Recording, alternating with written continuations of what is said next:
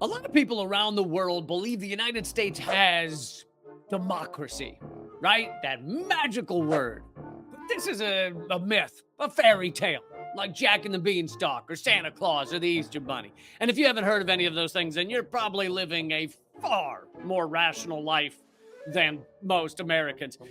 We have a giant bunny rabbit that brings us candy, eggs. You know what? Just forget I mentioned it. American democracy is a fun little propaganda trick by the ruling elite, the richest jackwads in the world. And get this, it's been that way since day one of our country. In 1787, when the U.S. Constitution was signed, only white land-owning adult men had the right to vote.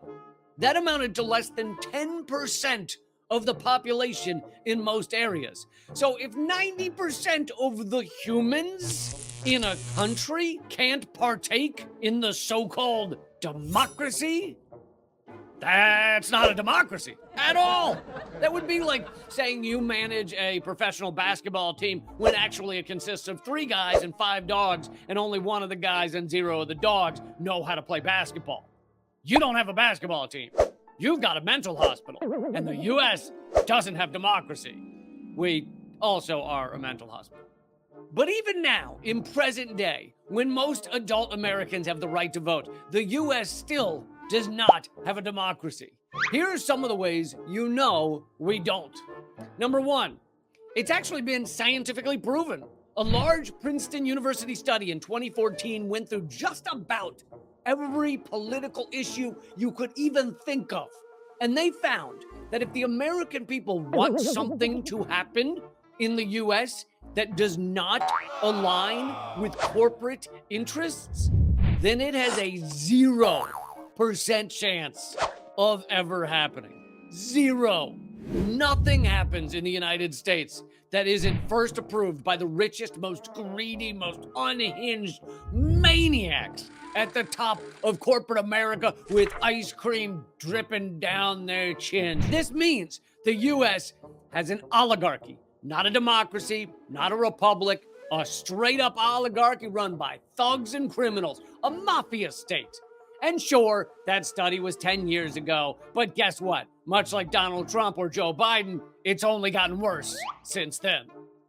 Number 2, in the last U.S. election in 2020, $14.4 billion was spent to buy every level of the election from president all the way down. Because of that, our system only allows 2 parties to ever win, Republicans or Democrats. No other party has anywhere near the amount of money needed to ever win. It's a rigged game. It's like a homeless orphan going up against Jeff Bezos in a poker game. Number 3, the candidate who spends the most money wins the election between 80 and 90% of the time. But more importantly, the 2 parties that spend the most on the election win 100% of the time. I don't know if you know this, but that's like all of the percentages. Number 4, I've kind of been lying to you through this segment. There aren't 2 parties that rule the U.S. system because it's actually 1 party. Unfortunately, most Americans don't know they're being tricked, but it's easy to trick us because we're busy playing video games about stealing cars.